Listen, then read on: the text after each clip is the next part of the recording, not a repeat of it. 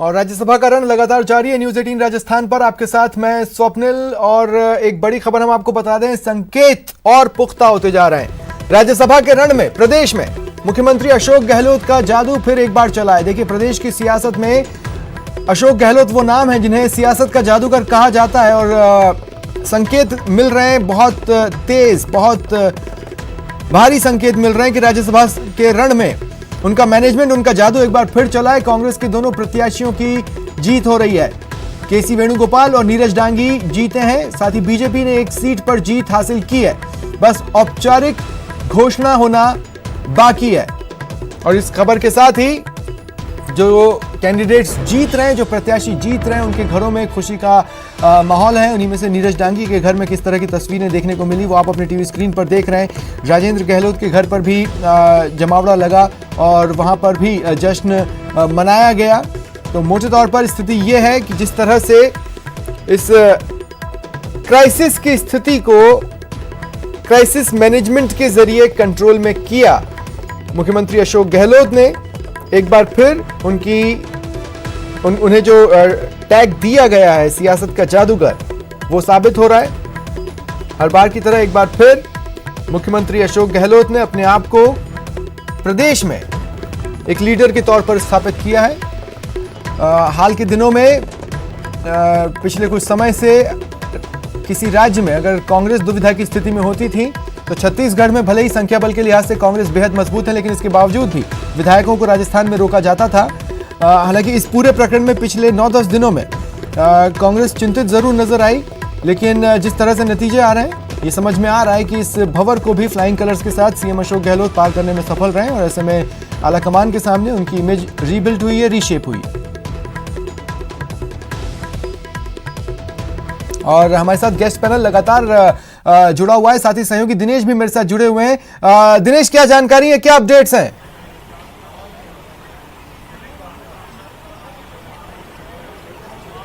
बिल्कुल स्वप्निल, देखिए अभी भी आधिकारिक घोषणा होना यहाँ पर बाकी है। नतीजा हम सब लोग जानते हैं कि क्या यहाँ से आने वाला है। 2 सीटें जो है वो कांग्रेस के खाते में जाने वाली है, 1 सीट भाजपा के खाते में जाने वाली है, लेकिन अभी भी आधिकारिक घोषणा का यहाँ पर इंतजार है। मतगणना जो है वो लगभग संपन्न होने को है और सूत्रों के हिसाब हवाले से जो जानकारी मिली है वो यही है कि जो नतीजा हमने सोच रखा था, जो कयास लगाए जा रहे थे, वही कुछ नतीजा जो है इस चुनाव में रहा है। और ये हम भी जानते हैं कि भाजपा ने जो है पहले ही अपनी हार स्वीकार कर ली है 1 सीट को लेकर, तो नतीजा जो है वो वही आने वाला है जो हम लगातार बता रहे हैं। 2 सीटें जो है वो कांग्रेस के खाते में जा रही है और ये एक बड़ी जो है जीत हम कह सकते हैं, क्योंकि जिस तरह का जाल जो है बिछाया गया मुख्यमंत्री अशोक गहलोत द्वारा, कोई मौका नहीं दिया गया भाजपा को। पहले ही जो है वो यहाँ पर सभी विधायकों को एकजुट कर लिया गया, दूसरे जो दलों के विधायक है उन्हें एक साथ ले आया गया और तमाम लोगों को जो है एक साथ रखा गया और उनको जो मोटिवेट किया गया, साथ ही उनको जो जिस तरह के आरोप लगाए गए कि प्रलोभन उनको दिए जा रहे हैं, तो उस तरह के मंसूबे जो है वो कामयाब नहीं होने दिए गए। तो ये कहीं ना कहीं हम कह सकते हैं कि मुख्यमंत्री का जादू एक बार फिर से यहाँ पर चला है और एक ये बड़ा संदेश देश की राजनीति में भी मुख्यमंत्री अशोक गहलोत ने दिया है कि यहाँ जो है वो मुख्यमंत्री अशोक गहलोत का ही जादू चलता है। राजस्थान की अगर बात करें तो और पार्टी आलाकमान तक भी ये संदेश जो है वो साफ तौर पर गया है, क्योंकि केसी वेणुगोपाल जैसे प्रत्याशी यहाँ से राजस्थान से चुनाव मैदान में पार्टी ने उतारे हैं, जो राष्ट्रीय महासचिव हैं कांग्रेस के, अगर वो यहाँ से सीट नहीं निकाल पाते तो एक बड़ी जो है नकारात्मक संदेश यहाँ से जाता कांग्रेस के लिहाज से अगर देखा जाए तो। लेकिन जिस तरह की रणनीति यहाँ पर तैयार की गई मुख्यमंत्री खेमे द्वारा और मुख्यमंत्री खुद के द्वारा, उसमें पूरी तरीके से यहाँ पर कामयाबी मिली है। 2 सीटें यहाँ पर पूरी तरीके से कांग्रेस के खाते में जाती हुई दिख रही है। 1 सीट केवल जो है भाजपा लेने में कामयाब हो पाई है और ये पहले से ही तय था जिस तरीके से भाजपा ने अपना दूसरा प्रत्याशी उतारा। लेकिन ठीक है दिनेश, बने रहे आप। मेरे साथ सहयोगी दीपक व्यास भी मेरे साथ जुड़ रहे हैं, नीरज डांगी के घर से, कांग्रेस के जो प्रत्याशी उनके घर से मेरे साथ जुड़ रहे हैं। दीपक, हालांकि आधिकारिक घोषणा होना बाकी है, लेकिन तस्वीरें भी अपनी कहानी खुद बयां करती हैं। क्या तस्वीरें हैं?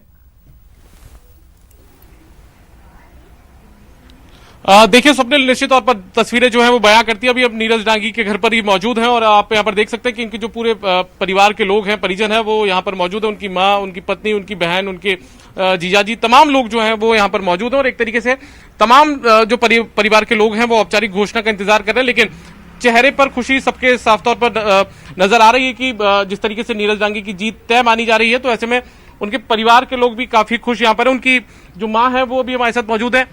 नीरज जी की जीत लगभग तय है, औपचारिक घोषणा भाई के राज्यसभा का मेंबर बनाया गहलोत साहब ने, और बहुत बहुत धन्यवाद। डाके साहब के बाद बेटा का नंबर आया और देसूरी जी पापा जी निर्विरोध आया था और सब बढ़िया है। सभी धन्यवाद था, बहुत बहुत। हाँ बिल्कुल। तो मुख्यमंत्री अशोक गहलोत को यहाँ पर धन्यवाद देते हुए उनकी जो माँ है वो नजर आ रही है, उनकी पत्नी भी मौजूद है। आपको भी अग्रिम शुभकामनाएं। और नीरज जी की जीत को किस तरीके से आप देखती, क्योंकि एक लंबा संघर्ष उन्होंने भी राजनीति में किया है। धन्यवाद, बहुत बहुत आप सबका धन्यवाद, सीनियर लीडर्स का धन्यवाद, सोनिया जी, राहुल गांधी जी, अशोक गहलोत जी, अविनाश पांडे जी, सचिन पायलट जी, महेश जोशी जी, रघु शर्मा जी, सबका धन्यवाद। और सारे जो भी विधायक गण हैं जिन्होंने वोटिंग की है, कांग्रेस की भी और इंडिपेंडेंट भी, उन सबका तहे दिल से धन्यवाद है कि उन्होंने आज उन सब की वजह से हमारे सपने पूरे हुए हैं। जीत को मैं ऐसे देखूंगी कि वाकई में अगर कहूँ तो उनको अपनी मेहनत का फल मिला है। ईश्वर देर जरूर कर देते हैं पर ईश्वर के यहाँ अंधेर नहीं होती है। 25 साल से ज्यादा हो गए उनको पार्टी के लिए काम करते हुए। उनकी लगन, उनकी निष्ठा, उनकी मेहनत का ही ये फल है जो पार्टी ने उन्हें ये मौका दिया और वो आज जीतकर हमारे साथ में होंगे। आपने कहा देर है पर अंधेर नहीं। 3 बार चुनाव उन्होंने विधानसभा के लड़े, लेकिन अब जाकर जीत, एक बड़ी जीत उन्हें मिली और सीधे वो देश के सर्वोच्च सदन में पहुंच रहे हैं। जी बिल्कुल सही कह रहे हैं आप। और तीनों चुनाव उनके जीते हुए ही थे। आज तक मैं तो कारण समझ नहीं पाई हूँ कि वो क्यों हार गए, क्योंकि मोस्ट डिजर्विंग कैंडिडेट हैं वो और हर तरीके से वो एक बेहतर पॉलिटिशियन है। पर बहुत सारे कारण होते हैं, इसमें इंसान की कमी नहीं होती। अगर कोई चुनाव हार भी जाते हैं तो बहुत सारे रीजंस होते हैं, लेकिन ईश्वर ने वही देखा, सीनियर लीडर्स ने वही देखा कि ये डिजर्विंग है, इनको इनकी मेहनत का फल मिलना चाहिए और इसीलिए आज वो सर्वोच्च स्थान पर पहुंचे हैं। तो बिल्कुल उनकी जो काबिलियत थी उनको देखा इस तरीके के उनके जो परिजन है वो कहते हुए दिख रहे हैं। नीरज जी की जो बहन है वो भी अभी हमारे साथ मौजूद है। आपके साथ तो उनका पूरा बचपन बीता, आपसे छोटे हैं वो और बहुत छोटे से बड़े करे उनको तो मतलब ये समझ लो कि पापा के जाने के बाद उन्होंने किस तरह से संघर्ष करके इंजीनियरिंग खत्म करी, फिर देसूरी से चुनाव लड़ा, फिर वो जब परिसीमन के हिसाब से सब एरिया चेंज हो गए तो उससे हमें वहाँ आबू रोड और ये वाला एरिया देखना पड़ा, रेवदर वाला, सभी जगह बहुत ही मेहनत करके उन्होंने करा। यूथ कांग्रेस के अध्यक्ष बने, अभी खूब काम करा जम के, और हारने के बावजूद भी उन्होंने एरिया में जाके काम करा था काफी। तो हमारे पापा के जाने के बाद हमें कोई न कोई चाहिए था और मम्मी की जीते जी मैंने आज बहुत अच्छा लग रहा। बिल्कुल।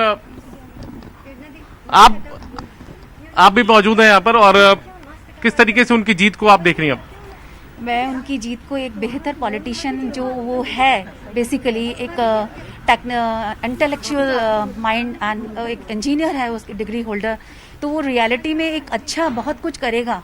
उसकी अब एक उम्मीद, उसको एक काम करने का मौका उन्हें मिला है तो वो बहुत अच्छा करेंगे, जिसका लंबे समय से इंतजार था। तो वो घड़ी अब आई है और मैं जहाँ तक समझती हूँ कि वो बहुत ही बेहतर तरीके से अपना काम करेंगे। बिल्कुल बेहतर तरीके से वो अपना काम करेंगे, उम्मीद उनके परिजन जता रहे हैं। नीरज जी की जो भाभी है वो भी अभी हमारे साथ मौजूद है। आप लोगों के लिए आज का दिन किसी त्योहार से कम नहीं है। बिल्कुल, हम सब पूरा परिवार इतना खुश है कि हम वो बयान नहीं कर सकते अपनी खुशी को। और हम काफ़ी समय से इसी इंतज़ार में थे कि नीरज जी को उनकी काबिलियत के हिसाब से उन्हें कुछ अच्छा ऐसा मौका मिले जो कि आज मिला उन्हें। नीरज डांगी जी के जो जीजा जी है वो भी अभी हमारे साथ मौजूद है। मैं डॉक्टर हर्षवर्धन। नीरज मेरा छोटा भाई, मेरा दोस्त, पिछले 25-30 साल से मैं उसके साथ हूँ। 3 बार हार मिली, लेकिन सत्य, नीरज एक सत्य का नाम है। सत्य को दबाया जा सकता है लेकिन सत्य एक दिन प्रकाशित जरूर होता है। वो दिन आज आया जो सत्य के रूप में प्रकाशित हुआ और जो प्रकाश उसने पहले फैलाया। 3 बार हार मिलने के बावजूद भी वो पूरी सोसाइटी में अपना काम किया, तहे दिल से काम किया, पब्लिक के लिए काम किया, जहाँ जहाँ पर इलेक्शन लड़े वहाँ पर लोगों के लिए हारने के बावजूद भी काम किया। तो ये सब उसका नतीजा है। हम उसको हार को हार नहीं समझते। वो भी जीते हुए थे, उस समय भी जीते हुए थे और आज तो भगवान की कृपा हुई, सबका आशीर्वाद ऐसा रहा तो सर्वोच्च सदन में जाने की तैयारी है। बहुत बहुत बधाई, बहुत बहुत धन्यवाद। तो बिल्कुल जो परिजन है, एक बार फिर से मैं यदि आपको यहाँ की ठीक है, तस्वीरें दीपक। उनके घर की दिखाना चाहूँ तो जो परिजन है उनके चेहरे पर खुशी साफ तौर पर दिख रही है दीपक। स्वप्निल। और ठीक है, अब मैं यहाँ बताना चाहता हूँ हमारे गेस्ट पैनल में एक अपडेट है। अविनाश गहलोत जी और ओम सैनी जी मेरे साथ लगातार बने हुए हैं, लेकिन अब कांग्रेस की तरफ से आरसी चौधरी साहब मेरे साथ जुड़ रहे हैं। आरसी साहब, स्वागत करता हूं आपका न्यूज 18 राजस्थान पर। लेकिन सवाल ओम सैनी जी मेरा आपसे, देखिए इस पूरे प्रकरण ने 3 बातों को स्थापित किया है। पहला कि न्यू एरा ऑफ पॉलिटिक्स में सिर्फ वॉर है, फ्रेंडली मैच की कोई गुंजाइश नहीं है। दूसरा, कांग्रेस अपनी गलतियों से सीख नहीं रही है, अभी भी एक जनरेशन शिफ्ट या किसी भी तरह के शिफ्ट के बारे में कोई विचार कांग्रेस में आया हो यह नजर नहीं आता। और तीसरा, जो बीजेपी ने सिखाया है, पत्थर फेंको हलचल मचेगी। बिल्कुल ठीक कह रहे हो स्वप्निल, तुमने अपने बड़ा जटिल तरीके से बयान किया ये लेकिन ये सही है कि कांग्रेस पार्टी अभी भी ये नहीं समझ पा रही है कि उसका कमजोर होने का कारण क्या है। मुझे 1956 का कांग्रेस का प्रस्ताव याद आता है, जिसमें कांग्रेस ने कहा था कि जो संविधान के प्रस्तावना की गारंटी के लिए हम लोगों ने बात की थी और संविधान की प्रस्तावना को पूरा करने की बात की थी, वो नहीं हुआ है। और इसके लिए हर अधिवेशन में 1967-68 तक चर्चा होती रही और उस अंततः कांग्रेस के 2 डिवीजन हुए, सिंडिकेट इंडिकेट का सिलसिला बना और मिसेस गांधी ने उस प्रस्तावना को आधार बनाकर गरीबी हटाओ जैसा स्लोगन दिया और कांग्रेस पुनः एक जो उसके साथ में खड़ी हुई और बहुत बड़ा बहुमत उन्हें मिला। लेकिन जैसे ही शासन में आए, फिर एक संजय गांधी, राहुल गांधी, संजय गांधी के सारे सिलसिले के साथ में जो एक टीम बनी, उस टीम का जो सिलसिला रहा, उससे फिर कांग्रेस ऐसी स्थिति में पहुंची कि 77 का आपातकाल भुगतना पड़ा। फिर जनता पार्टी बनती है, एक अलग सिलसिला बनता है और फिर 80 के अंदर फिर कांग्रेस खड़ी होने की चेष्टा करती है। तभी मिसेस गांधी की हत्या हो जाती है और राजीव गांधी फिर आते हैं। तो राजीव गांधी ने जिस तरीके से संगठन बनाने की चेष्टा की, नौजवानों को संगठन, NSUI का संगठन, सेवा दल, किसान सभा, इंटक सारा बनाने का सिलसिला किया। और पहली बार पंडित नेहरू के बाद में अगर किसी ने संगठन को बनाने का काम किया तो वो राजीव गांधी ने किया था। वो सारा सिलसिला फिर नष्ट होता है उनकी मृत्यु के बाद में, कोई कर नहीं पाता है। सोनिया गांधी के नेतृत्व में फिर एक सिलसिला बनता है। सोनिया गांधी जब कर रही होती हैं तो जब उनके ऊपर ये कहा जाता है कि प्रधानमंत्री पद आप ले लीजिए, तो उन्होंने मना कर दिया और मनमोहन सिंह जी आते हैं, फिर एक अलग सिलसिला बन जाता है। और साथ साथ में नरसिम्हा राव के वक्त में जो लिबरलाइजेशन का एक दौर चलता है, उस लिबरलाइजेशन के दौर में जो सारी इकोनॉमिक्स है, अर्थव्यवस्था है, वो सब बदल जाती है। समाजवाद गौण हो जाता है और उसमें सिर्फ ये होता है कि गरीबों के लिए बात और अमीरों के लिए बात, एक लिबरलाइजेशन का एक दृश्य आता है। उसको किसी ने समझाने की चेष्टा नहीं की, आम जन को ये समझाने की चेष्टा नहीं की कि वर्तमान स्थितियों में हमें कैसे अपनी अर्थव्यवस्था बनानी है और अब वो जो प्रस्तावना में दिए हुए वादे हैं ये उनको कैसे पूरे किए जा सकते हैं, उसका रास्ता दूसरा है। आज तक मैंने किसी कांग्रेसी को उस पर चर्चा करते हुए नहीं सुना। और जब मैं अब देख रहा हूँ, जब राहुल गांधी आए तो उस वक्त उन्होंने भी ये नहीं कहा, वो जो कुछ बोलते रहे, वो मेरा ख्याल है कि एक उनका गुस्सा तो है, उनका इजहार तो है, लेकिन ये नहीं बता पा रहे कि कांग्रेस जिस चीज के लिए कमिटेड है वो कांग्रेस क्या है। कांग्रेस ने क्या इस कॉन्स्टिट्यूशन की जो क्या कहते हैं गार्ड जिसे कहना चाहिए, वो कांग्रेस है। तो उस कॉन्स्टिट्यूशन में क्या है उसके बारे में चर्चा करने की बात कभी भी राहुल गांधी ने नहीं की। और यहाँ हम राजस्थान में देख रहे हैं कि जब एक काम होता है सरकार का, एक काम होता है संगठन का, तो संगठन चाहता है कि सरकार में भी रहे और सरकार चाहती है कि संगठन में रहे। ये नहीं हो सकता। संगठन एक अलग ताकत है और वही है सबसे बड़ी बुनियाद जिसको कि बना करके और आगे चलना चाहिए। मेरा ख्याल है कि वो राजस्थान में ऐसा सिलसिला बना नहीं है और वही सारे कन्फ्रंटेशन का कारण है। हम देख रहे हैं कि रमेश जी का जो सारा एक बॉडी लैंग्वेज था वो उसी को इंडिकेट करता है कि संगठन और सरकार में कोई समन्वय उस तरीके से बना नहीं है जैसा होना चाहिए। एक छोटा सा कमेंट ओम सैनी जी इस पर भी दीजिए, मैं चाहता हूं कि आप इस पर भी बोलें। ये पत्थर फेंको हलचल मचेगी, ये इसको आप कहां तक जाते हुए देख रहे हो? ये देखिए, सन 1980 में जब भारतीय जनता पार्टी की स्थापना हुई थी तो इसलिए हुई थी कि पूरे देश में एक ऐसा माहौल बना हुआ था कि एक नया शासन आना चाहिए, ऐसा शासन आना चाहिए, ऐसी पॉलिटिकल पार्टी आनी चाहिए जो कांग्रेस का विकल्प हो, क्योंकि कांग्रेस से लोग उब गए थे उस वक्त। मिसेस गांधी के साथ में लोगों को विश्वास नहीं हो रहा था, तो उस वक्त ये कहा जा रहा था कि हम चाल चरित्र और चेहरा बदल करके कुछ और देंगे।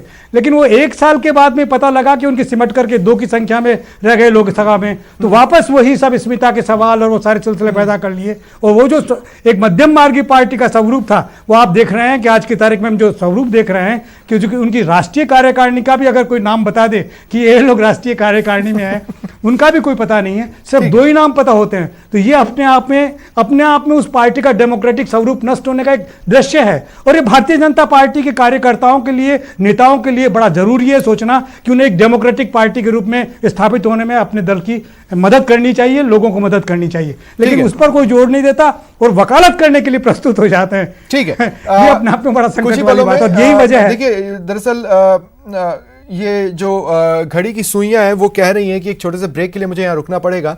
ब्रेक से लौटेंगे तो फिर अविनाश गहलोत जी और आरसी चौधरी साहब से भी बातचीत शुरू करेंगे। एक ब्रेक ले रहे हैं, कहीं जाइएगा नहीं, जल्द हाजिर हो रहे हैं।